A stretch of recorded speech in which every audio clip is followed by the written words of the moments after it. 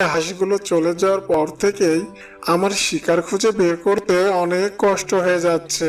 তাছাড়া ওইসব শিকারে পেট ভরলেও মন ভরছে না। এই জঙ্গলে যা শিকার ছিল সব তো প্রায় শেষই করে ফেললাম।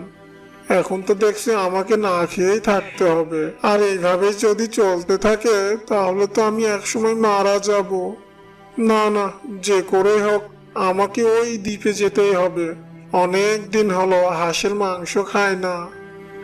এই বলেই শিয়াল পরিকল্পনা করতে থাকে যে সে কিভাবে পানি পার হয়ে ওই দ্বীপে পৌঁছাবে।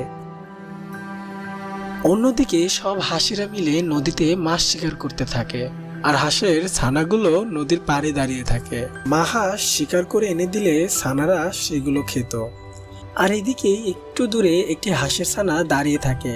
এই ছানাটির মা বাবা তার জন্মের পরপরই মারা যায়। ছানাটি নদীর পাড় ঘেঁষে